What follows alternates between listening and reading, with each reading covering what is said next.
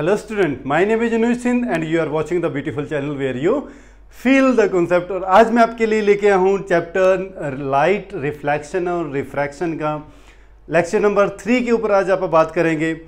तो previous lecture के अंदर, फर्स्ट लेक्चर के अंदर मैं बात करूँ तो मैंने आपको फिजिक्स के बारे में इंट्रोड्यूस किया था। In second lecture we discuss about the light और उसकी स्पीड ऑफ लाइट क्या है, क्या उसका नेचर है, क्या उसकी वेवलेंथ होती है, उसके बारे में मैंने आपको कंप्लीट करवाया। वहाँ पर दो डेफिनेशन करी, रे ऑफ लाइट क्या होता है and second is beam of light. ठीक है, आफ्टर दैट आपको डेंसर मीडियम और रेयर मीडियम के अंदर बारे में आपको मैंने इंट्रोड्यूस करवाया। अब बात करेंगे यहाँ पर रिफ्लेक्शन ऑफ लाइट की। क्या बात भाई, स्टार्टिंग में ही क्या दे गया, जवाब दे गया ये तो, है ना। ये भी नहीं चाहता कि सर आज आप क्लास लो। ठीक है, तो फर्स्ट आते हैं रिफ्लेक्शन ऑफ लाइट के ऊपर। रिफ्लेक्शन ऑफ लाइट होता क्या? रिफ्लेक्शन ऑफ लाइट को करवाने से पहले एक चीज़ मैं आपको बता दूं कि दो ऑब्जेक्ट होते हैं। आपने सुना भी होगा लोअर क्लासेस के अंदर, one object is luminous object. कौन सा? Luminous. And second is non luminous.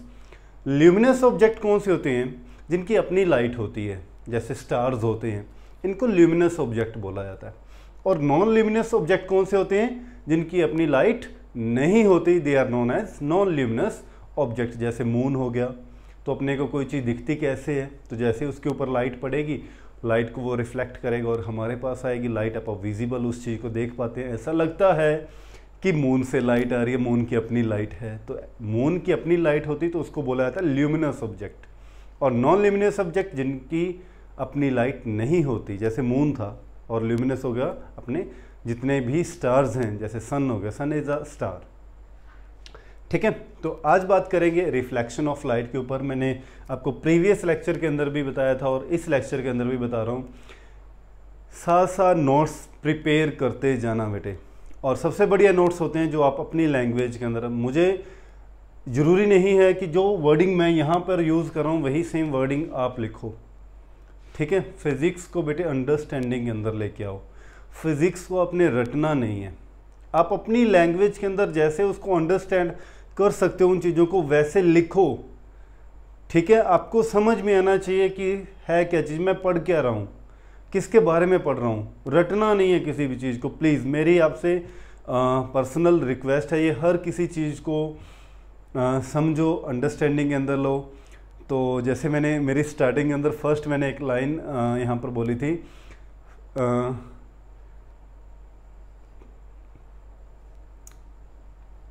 मैं खुद भूल गया। हाँ, where you feel the concept, है ना। फील द कॉन्सेप्ट, फील करो यार सब्जेक्ट को, कॉन्सेप्ट को, हर किसी चीज़ को फील करो तो आपको मज़ा आएगा पढ़ने में और मुझे मज़ा आएगा पढ़ाने के अंदर। ठीक है, तो एक एक चीज़ को समझो, अंडरस्टैंडिंग के अंदर लो। आज बात करते हैं, फिर आते हैं टॉपिक के ऊपर, रिफ्लेक्शन ऑफ लाइट के ऊपर, है ना। तो बड़ी देर से आप वेट कर रहे थे सर इस टॉपिक के ऊपर कब आओगे। कई बच्चों के तो मेरे पास मैसेज भी आए, सर चैप्टर कब शुरू करवाओगे। तो चैप्टर स्टार्ट करते हैं बेटे आज। ठीक है, तो रिफ्लेक्शन ऑफ लाइट क्या होता है? हाँ जी, the bouncing back of light in the same medium after strike a surface। एक सरफेस के साथ स्ट्राइक करके लाइट का उसी मीडियम के अंदर, जिस मीडियम से आई थी उसी मीडियम के अंदर बाउंस बैक हो जाना, मतलब वापस चले जाना। That phenomena of light is known as reflection of light. अच्छा, यहाँ पर एक बात याद आई कि जब भी कि लाइट एक सरफेस के ऊपर, ये सपोज एक सरफेस है, when light incident on a surface, जैसे ही इस सरफेस पे इंसिडेंट करेगी, then there will be three things happen. Three phenomenas यहाँ पर होते हैं।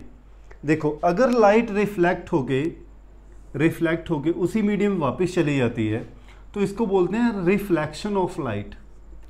रिफ्लेक्शन ऑफ लाइट, अगर वो उसी मीडियम में ना जाके अपने पास से क्या हो जाती है, डाइवर्ट हो जाती है, तो इस फिनोमेना को बोला जाता है refraction of light, refraction of light. और अगर ना तो वो रिफ्रैक्ट हो, ना ही वो रिफ्लेक्ट हो, ना ही वो रिफ्रैक्ट हो, और यहीं रह जाए, कहीं ना जाए, ठीक है, उसको बोला जाता है अब्जॉर्प्शन। यहां लिख रहा हूं एब्जॉर्प्शन ऑफ लाइट, कि लाइट अब्जॉर्ब होगी, वो कहीं नहीं गई, अब्जॉर्प्शन ऑफ लाइट। तो यहां पर 3 फिनोमेना हैपन होते हैं, रिफ्लेक्शन, रिफ्रैक्शन और अब्जॉर्प्शन। अभी मैंने यहां पर क्या बात लिखी है, the bouncing back of light in the same medium after strike a surface. Surface के साथ स्ट्राइक किया, उसी ही मीडियम के अंदर, सपोज ये रेयर मीडियम से लाइट आई थी, मैं इरेज कर रहा हूं, ठीक है, रेयर मीडियम से लाइट आई इस वे के अंदर, देखो ये एक रेयर मीडियम है, सपोज जैसे ये एयर है, ठीक है, एयर से लाइट आई और ये मैंने आगे प्लेन मिरर ले लिया, ये जो मैं नीचे की तरफ ये लगा रहा हूँ ना लाइनें सी, इसका मतलब होता है कि नीचे से जो है मिरर है वो पॉलिश किया हुआ है, समझ में आया, इसका लाइन्स का मतलब ये होता है, ठीक है, जो इंडिकेट करते हैं कि हाईली पॉलिश्ड सरफेस है ये वाला। अच्छा, ये जो लाइट आई एक सरफेस के, इस लाइट को बोलते हैं इंसिडेंट रे। क्या बोलते हैं? Incident ray. जैसे ये इस सरफेस के ऊपर इंसिडेंट करेगी तो इस पॉइंट को बोलते हैं, जिस पॉइंट पे उसने इंसिडेंट किया, that is the point of incidence, point of incidence, या इंसिडेंट बोल सकते हो आप, द पॉइंट ऑफ इंसिडेंस। और आफ्टर स्ट्राइक वो एयर के अंदर ही वापस चली गई, रिफ्लेक्ट होगी, ठीक है, बाउंस बैक होगी टू द सेम मीडियम, इसको बोलेंगे अपन रिफ्लेक्टेड रे। कौन सी रे? रिफ्लेक्टेड रे, जो वापस गई, ठीक है। तो यही अपन ने डेफिनेशन लिखी है, the bouncing back of the light when it strike to a surface, that phenomena of light is known as reflection of light. इस यूनिवर्स के अंदर कोई भी चीज़ अगर विजिबल हो पा रही है ना, आप मुझे देख पा रहे हो, मैं तो आपको नहीं देख पा रहा हूँ, है ना, तो आप मुझे देख पा रहे हो, आप, मैं इस बोर्ड को देख पा रहा हूँ, मतलब किसी भी चीज़ को आप इस यूनिवर्स के अंदर देख पा रहे हो because of reflection of light. अगर लाइट का रिफ्लेक्शन नहीं होगा ना तो आप किसी चीज़ को देख नहीं पाओगे। जैसे एक डार्क रूम है, ठीक है, डार्क रूम के अंदर आपके हाथ में एक टॉर्च है, तो टॉर्च की लाइट जैसे ही आप किसी चेयर के ऊपर डालोगे तो वो चेयर विजिबल हो जाएगी। कैसे?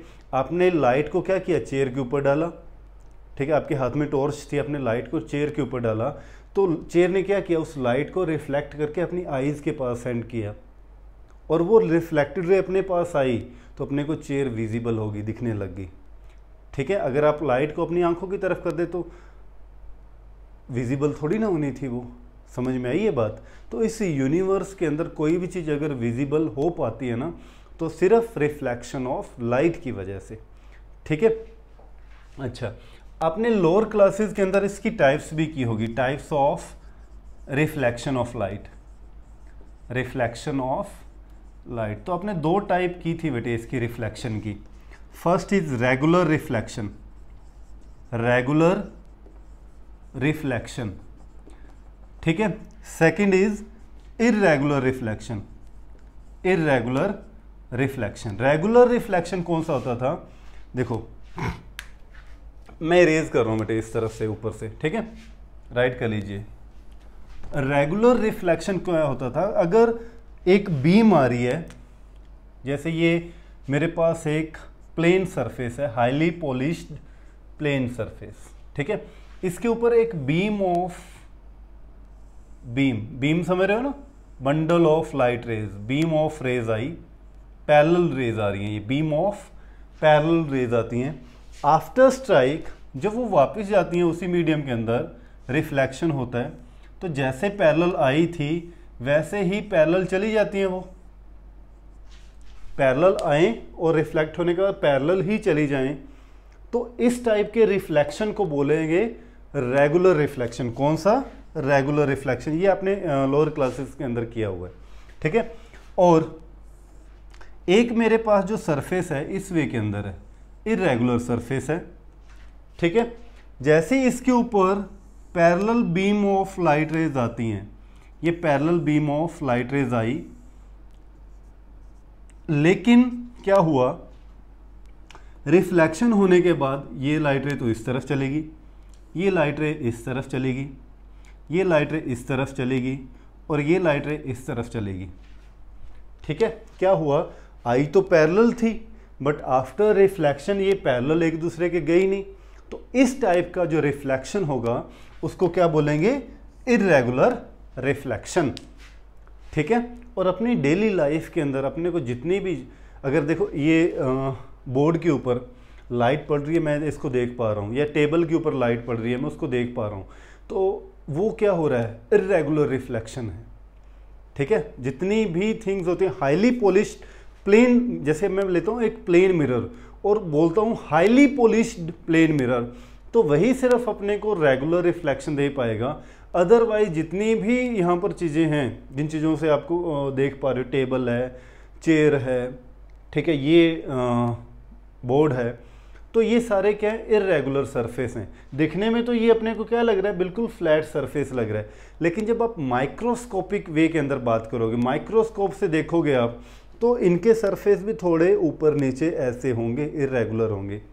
तो इस वजह से हमारे पास जो लाइट का रिफ्लेक्शन होती है वो इर्रेगुलर रिफ्लेक्शन ऑफ लाइट होती है। ठीक है, सिर्फ रेगुलर रिफ्लेक्शन ऑफ लाइट किस में होगी, हाईली पॉलिश्ड प्लेन मिरर के अंदर। पॉइंट को ध्यान रखना है यहाँ पर। ठीक है, हाँ जी, अब बात करते हैं यहाँ पर अपने लोअर क्लासेस के अंदर। देखो मैंने अभी तक 10th क्लास वाला कुछ नहीं करवाया है सर, 3 लेक्चर हो गए, ये तीसरा लेक्चर चल रहा है, अभी तक आपने कुछ नहीं करवाया, तो कब करवाओगे, है ना, करवाएंगे। पेशेंस, सब्र का फल मीठा होता है ना, बोलते हैं ऐसे। अब आपने लोअर क्लासेस के अंदर किया हुआ है laws of reflection of light, laws of reflection of light. कई तो ऐसे सोच रहे होंगे सच्ची में नहीं हो रहा सिलेबस, चैप्टर चल रहा है आपका, मजाक कर रहा हूँ मैं तो कि अभी तक स्टार्ट नहीं किया, चैप्टर स्टार्ट हो चुके हैं भाई। ठीक है, तो laws of reflection of light क्या होता है, आपने 2 लॉज किए हैं बेटे। ठीक है, देखो अब समझना इन चीज़ों को, एक एक चीज़ को। ये मेरे पास कौन सा सरफेस है, हाईली पॉलिश्ड प्लेन सरफेस। इस रे को आप क्या बोलते हैं, हाँ जी बोलिए बोलिए, इंसिडेंट रे। और जो रिफ्लेक्ट होके वापस की इस रे को क्या बोलेंगे, बोलो बोलो, है ना, रिफ्लेक्टेड रे। ठीक है, अच्छा अब यहां पर एक ना लाइन ड्रॉ करते हैं, ये वाली। ठीक है, इसको बोला जाता है नॉर्मल। एक्चुअल में ये लाइन नहीं होती, ना ही ये रे होती है, ये एक इमेजिनरी लाइन होती है जो रियल के अंदर नहीं है। इस इमेजिनरी लाइन को बोला जाता है नॉर्मल। कई बच्चे ऐसे बोलते हैं इंसिडेंट रे, नॉर्मल रे, रिफ्लेक्टेड रे। रे सिर्फ 2 ही हैं यहाँ पर, एक है इंसिडेंट रे और एक है रिफ्लेक्टेड रे। नॉर्मल कभी रे नहीं है, इसको सिर्फ नॉर्मल बोलेंगे, नॉर्मल रे नहीं बोलेंगे। और what is normal, normal is a imaginary line, real line नहीं है, वो भी एक इमेजिनरी लाइन है। ठीक है, आई बात समझ में। तो आपने यहाँ पर 2 लॉज किए थे। ठीक है, फर्स्ट लॉ क्या था, फर्स्ट लॉ क्या था, फर्स्ट लॉ ऑफ रिफ्लेक्शन। बहुत बच्चों को पता होगा ये ऑलरेडी। ठीक है, क्या था, the incident ray, incident ray normal and reflected ray all lie in a same plane. सारे के सारे क्या होती हैं, एक ही प्लेन के अंदर होती है। जब भी वर्ड यूज किया जाता है ना प्लेन, ठीक है, ये एक 2 डायमेंशनल की बात चल रही है यहाँ पर। एक्स वाई प्लेन, ये जो प्लेन बना हुआ है ये कौन सा प्लेन है, एक्स वाई प्लेन है, ये एक्स वाई प्लेन। कि इस प्लेन की बात चल रही है यहाँ पर कि सारे के सारे ये एक ही प्लेन के अंदर होंगे। ठीक है, ये एक एक्स वाई प्लेन है, ये वाला एक्स वाई प्लेन के अंदर ये होंगे। ठीक है, समझ में आई। एक प्लेन होगा, अगर मैं जेड लूँगा तो ये एक एक्स जेड प्लेन होगा, ये प्लेन है वाई जेड प्लेन होगा, क्योंकि 2D अपन इसको रिप्रेजेंट कर सकते हैं, 3 डायमेंशनल इसको मैं कैसे रिप्रेजेंट करूँ यहाँ पर, ठीक है। तो ये बात ध्यान रखना, ठीक है। इंसिडेंट रे, नॉर्मल और reflected ray all lie in a same plane. Second law of reflection, second law of reflection क्या है? सेकंड लॉ ऑफ रिफ्लेक्शन, जो नॉर्मल के साथ ये जो एंगल बनता है बेटे, that angle is known as angle of incidence, जिसको आई से रिप्रेजेंट किया जाता है। और जो रिफ्लेक्टेड रे नॉर्मल के साथ एंगल बनाती है, that angle is known as angle of reflection, angle of reflection. तो यहाँ पर 2 डेफिनेशन आ जाती हैं, मैं अलग से एक बार लिख देता हूँ। Angle of incidence, angle of incidence क्या होता है? कोई पूछ ले what do you mean by angle of incidence? तो एंगल ऑफ इंसिडेंस आप क्या लिखोगे? The angle between incident ray and normal is known as angle of incidence, ठीक है। और एंगल ऑफ रिफ्लेक्शन क्या होगा? Angle of reflection, the angle between, हाँ जी, the angle between reflected ray and normal is known as angle of reflection. समझ में आया? तो आप ये इसकी डेफिनेशन ये भी लिख लेना, ठीक है। रिफ्लेक्टेड एंगल ऑफ रिफ्लेक्शन की क्या होगी? The angle between reflected ray and normal is known as angle of reflection, ठीक है। अच्छा, अब बात कर रहे थे यहाँ पे लॉज ऑफ रिफ्लेक्शन की। तो सेकेंड लॉ क्या कहते हैं कि angle of incidence is always equal to angle of reflection, angle of incidence is always equal to angle of reflection. क्या लिखोगे आप? Angle of incidence is always equal to angle of reflection, always equal to angle of reflection. अगर ये angle 30 का है तो ये angle भी कितने का होगा? 30 का होगा। अगर ये एंगल 45 का है तो ये एंगल भी कितने का होगा? 45 का होगा, ठीक है। तो एंगल ऑफ इंसिडेंस और एंगल ऑफ रिफ्लेक्शन दोनों क्या होते हैं? हमेशा इक्वल होते हैं, चाहे वो रेगुलर रिफ्लेक्शन हो चाहे वो इरेगुलर रिफ्लेक्शन हो, ठीक है। हमेशा एंगल ऑफ इंसिडेंस और एंगल ऑफ रिफ्लेक्शन इक्वल होते हैं। हमेशा वो रेगुलर रिफ्लेक्शन और irregular reflection laws of reflection को हमेशा फॉलो करेंगे वो, ठीक है। अगर वो लॉज ऑफ रिफ्लेक्शन को फॉलो नहीं करते हैं तो वो फिर उनका वहाँ पर रिफ्लेक्शन हो ही नहीं रहा। समझ में आई ये बात? ठीक है, तो राइट कर लीजिए ये। अब मैं यहाँ पर आपसे कुछ इंपॉर्टेंट क्वेश्चन के ऊपर डिस्कस करने वाला हूँ, तो प्लीज़ राइट कर लीजिए, स्क्रीनशॉट ले लिया करो आप, ठीक है। हाँ जी, अब सबसे इंपॉर्टेंट थिंग जो यहाँ पर समझनी है, और आपसे एक क्वेश्चन भी पुट करूँगा मैं यहाँ पर, ठीक है। फर्स्ट थिंग, ये मेरे पास एक हाईली पॉलिश्ड प्लेन सरफेस है, ठीक है। अगर मैं इसके ऊपर लाइट को इस वे के अंदर इंसिडेंट करवाऊंगा, इस वे के अंदर मैंने लाइट को इंसिडेंट करवाया, तो मेरा एंगल ऑफ इंसिडेंस कितना हुआ और एंगल ऑफ रिफ्लेक्शन कितना हुआ, ठीक है। समझ में आई ये बात? तो आप वीडियो को पॉज कीजिए, आंसर दीजिए, कमेंट बॉक्स में आप आंसर कर भी सकते हो, ठीक है। तो चलो मैं बता देता हूँ आपको क्यों दुखी हो रहे हो। हाँ जी, इधर देखना, ये अपनी इंसिडेंट रे थी, ये रिफ्लेक्टेड रे थी, और ये क्या था? एक इमेजिनरी लाइन जिसको अपन क्या बोलते हैं? नॉर्मल। अगर मैं इंसिडेंट रे को, सपोज अभी एंगल 30 है, तो ये एंगल भी कितना है? 30 होगा। इसको इंसिडेंट रे को इस तरफ ले आया मैं, थोड़ा सा इस तरफ ले गया, अब सपोज एंगल 10 है, तो ये भी कितना हो गया? 10 होगा, ठीक है। अब मैं इंसिडेंट रे को थोड़ा और ज़्यादा क्लोज ले आया, सपोज ये एंगल हो गया 5, तो रिफ्लेक्टेड रे जो आएगी ये भी एंगल कितना बनाएगी? 5। अब अगर मैं इसको और इसके ऊपर ही ले आया, नॉर्मल के ऊपर ही मैंने ले आया, तो नॉर्मल के ऊपर आने का मतलब क्या है कि नॉर्मल के साथ उसने एंगल कितने का बनाया? 0 का सॉरी। तो जब लाइट को मैं ऐसे किसी, जैसे मेरे पास ये सरफेस है और इसके नॉर्मल का मतलब बिल्कुल 90 के एंगल पे मैं फॉल करवाऊंगा तो मेरा एंगल ऑफ इंसिडेंस कितना होगा, 0 होगा। अब यहाँ पर मिस्टेक क्या होती है, ठीक है, angle of incidence, angle of incidence is 0 when light falls normally to the surface। ठीक है।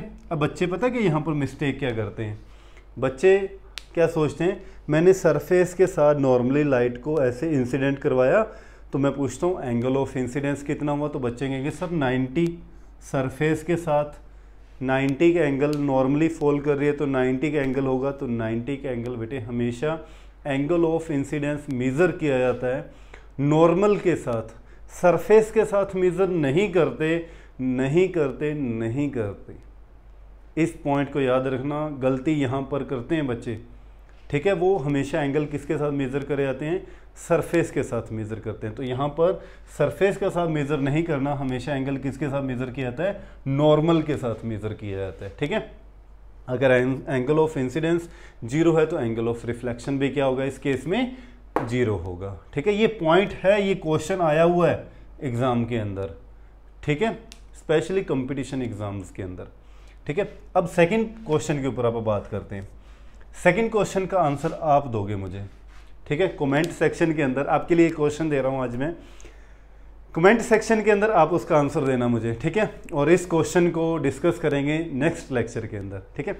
तो आपके लिए क्वेश्चन क्या है, एक मेरे पास सरफेस है, ध्यान से समझना एक एक चीज़ को, और कमेंट बॉक्स के अंदर आप इसका आंसर देना, ठीक है। तो मैं समझ आऊँगा कि आपको कॉन्सेप्ट समझ में आ गया। तो ये एक सरफेस है, क्वेश्चन क्या है कि द एंगल, देखो इधर लिख रहा हूं मैं,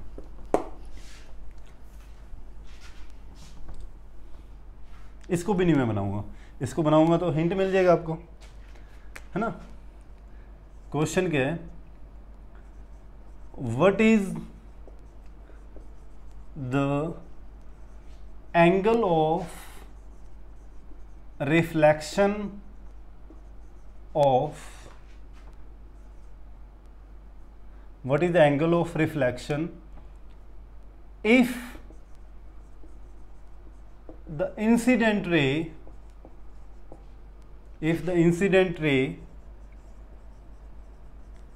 made an angle of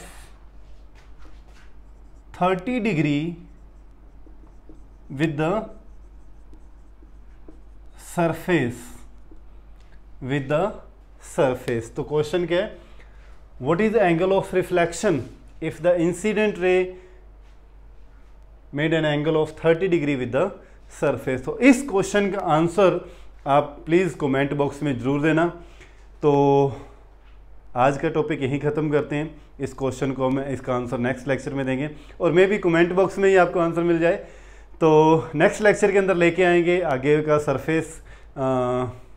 का सरफेस, मतलब प्लेन सरफेस के ऊपर आप बात करेंगे, ठीक है। तो थैंक यू सो मच, बने रहिए, अपना ध्यान रखिए और घर पे रहिए, सुरक्षित रहिए बेटे। Thank you.